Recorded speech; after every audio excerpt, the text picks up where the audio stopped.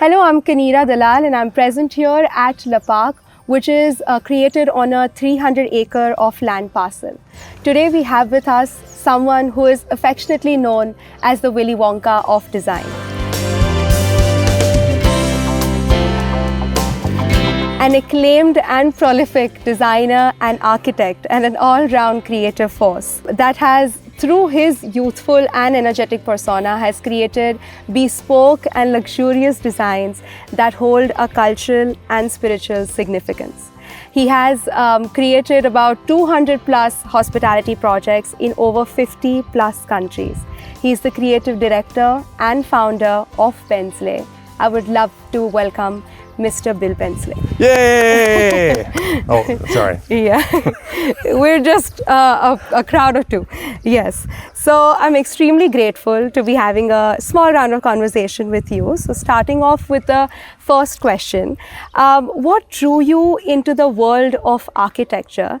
And what made you venture into this entire space? So could you just walk us through the journey? Because when I read about you, you started off as a landscape architect and you started by designing these Balinese gardens. And then you thought of venturing into the world of architecture because at that time you were new to the creation of gardens. So could you just walk us through that journey? What started me was actually I was the wrong phone number.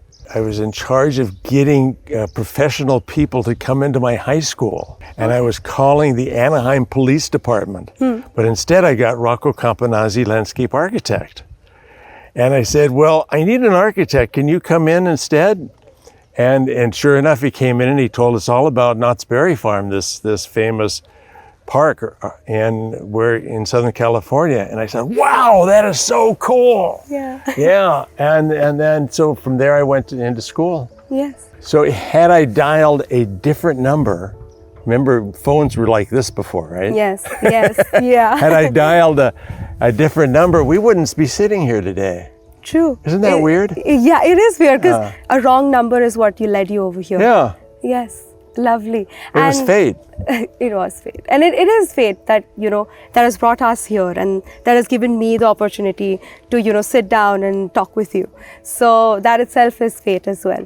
And could you tell us, that was your start to landscape architecture. So what brought you into architecture itself? Well, I did my master's degree in architecture at Harvard.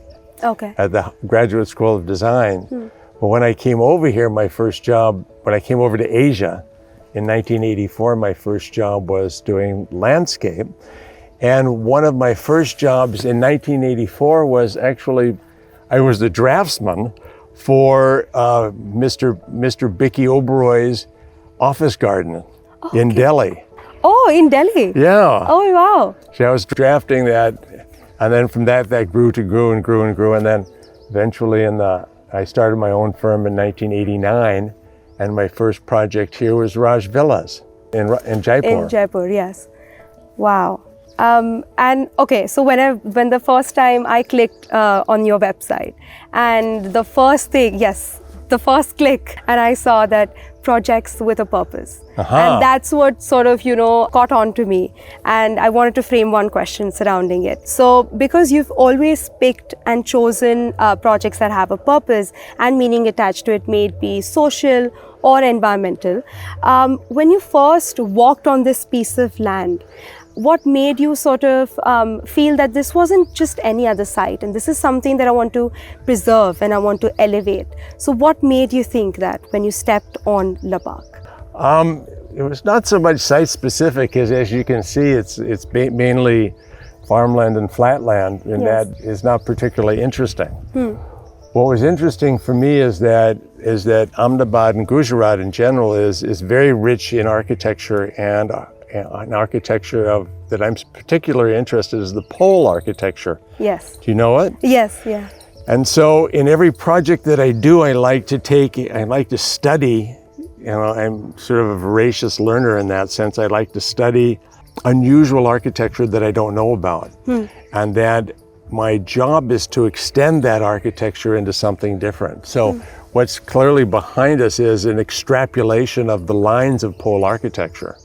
So in a nutshell, it wasn't particularly this farmland that I appreciated, but the architecture of the region. Oh, wow. So that's where you picked up vernacular architecture. Because one of the interviews that you had with Gala Group earlier, you talked about how every region, something specific to that, and that's how you pick up whatever you quietly observe of that place, what is prevalent, and then you put it onto your sketches and then into execution. Right. So I also want to know that there are other architects that have always go through the computer and do their drawings, and you till date use your sketches to design whatever you want to be implemented on site, executed. So could you tell me what is the thought process? Well, I run an office that is pencil and paper based, and that every person that comes to me for a job, I sit them down in front of a Ganesha, and if they can draw that Ganesha beautifully, then I'll hire them. But I can tell within 20 minutes or so that if somebody is computer oriented or someone is three-dimensional oriented, and if that person can draw beautifully, then I know that they'll be able to draw beautiful spaces. Wow. So that's how so all of my office is artistic based and analog based. Yes. Because the computer is just getting easier and easier and easier, but it's also making us as architects lazier. True.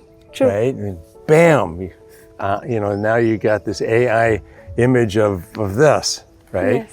But that's not making better architecture, I think. Yes. It makes architecture more accessible to more people. Yes. More architects, but not necessarily better. It cuts out the real deep thinking part. That kills the originality, yeah. And I use sketching, and I sketch a lot with my shows and so forth. I use sketching as the time to shut off. And when I'm sketching, I'm also thinking about many different things, not just sketching what I'm drawing. So it's that time that we shut off that is so important as designers. Yes, true. To get that creative juices to flow. Yeah. Yes. So you've designed some of the world's most celebrated resorts and created a sort of Bensley experience through them. And now with Le Parque, you've created an estate that can be passed on from generations to generation. So could you walk us through the thought process of shifting from hospitality to residential projects? So what made you venture into this? There's not a whole lot of difference in that. Hospitality projects that I do are all about creating a place which is better than we have at home. Why would you go to a hotel? Because you want to be able to experience something different. So here I take that same mindset. Okay, it's houses, it's homes for sale, but I want to create something that is better than what the buyers have at home. Much better. Yes. Right? So we take all of the knowledge that we have with drawing resorts and designing resorts, and we brought it here. So this is very much the way I would design a resort. The only thing is that they're for sale instead of for rent for a night. Yes, true. It's just the duration. Time duration is the only difference between the two. Yeah. Another question that I would say, you're an avid traveler. You said it yourself, you travel 200 days out of 365 days in a year. Yes. Yes. And so each travel always inspires you. So what part of travel sort of inspired you for Le Parque? Something that you've picked on from across the country or just Ahmedabad? No, for sure it's all been here in Gujarat, right? Yes. So what's the inspiration here is I always only take inspiration for a particular place from the neighborhood in which we're building. Oh, okay. And while I designed many projects in Bali, I would never export anything Balinese to here, for example, right? True. Because it looks stupid. In my mind, it looks stupid. Yes. Other people maybe okay. So all of my job is always about extending the culture, extending the heritage of a place. So this is very much the result of that activity. Does that make sense? Yes, it does. Okay. It does, yes. And storytelling has continually been at the heart of Bensley Designs. Mm-hmm. Could you brief us through the stories that you've communicated through the sectors that you've built over here? the overall writing story is, of course, the simplification or the extension of Pol architecture. However, in the interiors, for example, this interior in here is very much an exercise in my experimentation in mid-century modernist art. And for example, on the back wall here, you can see very much a black stone mosaic. Yes. And that is very Scarpian. Okay. Because there's one of my favorite architects is an Italian architect of the middle of last century called Carlo Scarpa. Okay. And so the small key detail in here and also the back. Yes. And so we're going to now on this trip here, where I'm going to extend, because they're doing this really well. So we're doing this project in baby steps. So now I'm going to add to this, as I was telling you earlier, I'm going to add to it a series of larger, say 3-meter wide sculptures that are of Scarpian flavor. Okay. Over there, Wow. doing something very different again on the interiors. Yes. Right, on the interiors. So that's much more Hollywood, if you will. Yes. Right, it's much more of a new Hollywood style. So, in order to keep me from not getting bored, right, Yes. is that I use my projects like this that has many different neighborhoods as a place for me to experiment. Okay. So, how do you design landscapes that mature beautifully instead of becoming high maintenance?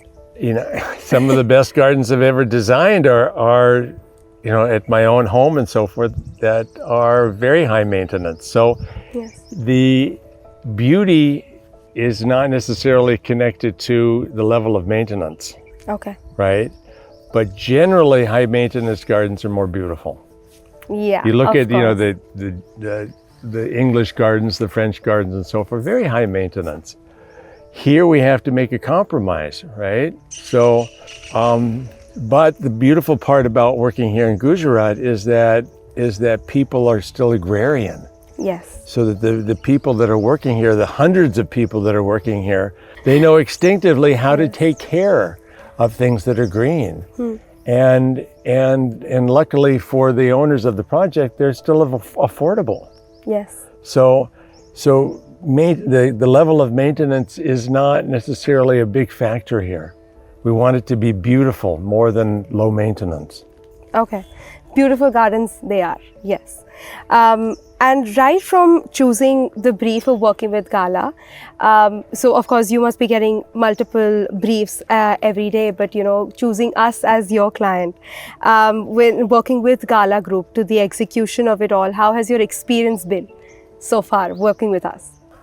Yeah, working with Kalpesh and Sandeep they're delightful people, and for both us and for them, it's been a big learning experience, right? So, but now we're at the point now where I can walk on the site and say, damn, you screwed that up, or fantastic, Sandeep, this looks wonderful. Yes. So if I mix positive comments with negative, it makes the negative comments easier to fix. Yes, true.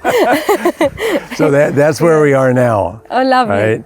Because something as complex as this is always going to have things that don't turn out the best they can. But then there's also wonderful surprises like that back wall in here. Yes. And the way that the form of this is turning out great. So, and also the way the stonework is happening here. Yes. I mean, the Indian craftsman is the best in the world with stone. And I do work all over the world, but that's really like working here in India because of the craftsmen. People still really know how to use their hands. Wow.